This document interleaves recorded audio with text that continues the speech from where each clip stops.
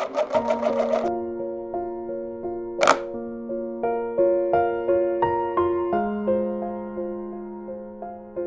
protection or social security are programs and policies designed to protect individuals and households to ensure they access healthcare, income, and general well-being.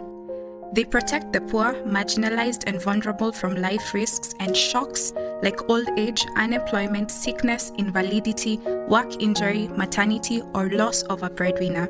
They therefore reduce poverty and inequality and promotes health, education, food security, gender equality, and ultimately boost the local economy. As a function of state to its citizens, the state determines social protection floors. These are social protection standards and goals, or a minimum threshold of well-being. The International Labour Organization recommends that social protection floors include access to essential health care, including maternity care, children's access to nutrition, education, care, and any other necessary goods and services, basic income security for persons facing sickness, unemployment, maternity, disability, basic income security for older persons. Through Africa's Agenda 2063 and the Sustainable Development Goals, African states have committed to social protection. By 2005, 25 sub-Saharan African governments were running social protection programs. By 2021, the numbers of countries increased to 46. However, these programs face insufficient financing and low coverage of target beneficiaries. Sub-Saharan Africa has a social protection financing gap of $62 billion. Only 17.4% of the population is covered by at least one social protection benefit. Merely 6.7% of persons with severe disabilities receive benefits in Africa. 7.5% of women with newborn babies receive maternity cash benefits in sub-Saharan Africa.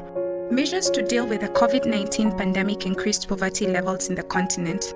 In response, African states temporarily boosted social protection measures and programs.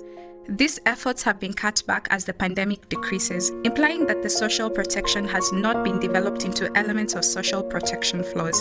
Instead, Africa has sunk deeper into debt, exposing Africa's overdependence on aid and donor funding for social protection.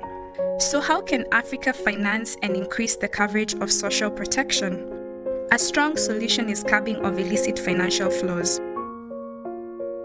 Illicit financial flows are illegal cross-border transfers or utilization of illegally or legally earned money or value. According to UNCTAD, Africa loses over $88.6 billion annually through illicit financial flows and has lost $1.3 trillion since 1980. The main forms of illicit financial flows in Africa are tax avoidance and trade misinvoicing, which accounts for 65% of illicit financial flows, criminal activity including tax evasion, smuggling, human and drug trafficking, money laundering. This accounts for 30% of illicit financial flows. Corruption by government officials, which accounts for 5% of illicit financial flows. Tax avoidance is taking action to lessen tax liability and maximize after-tax income. Trade misinvoicing is misrepresenting the value, volume, and/or type of commodity for imported or exported goods and services. Tax evasion is a failure to pay or a deliberate underpayment of taxes.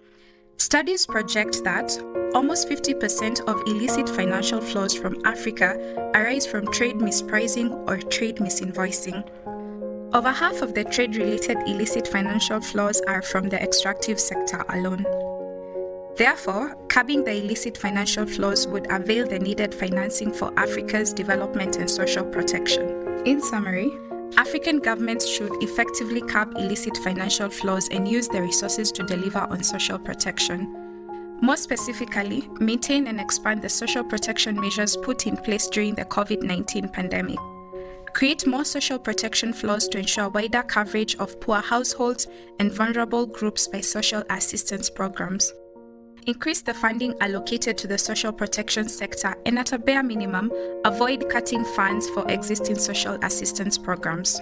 When designing national social protection programs, the government should ensure universality of protection, entitlement to benefits, adequacy and predictability of benefits, non-discrimination, gender equality and responsiveness to special needs, social inclusion, transparency and accountability.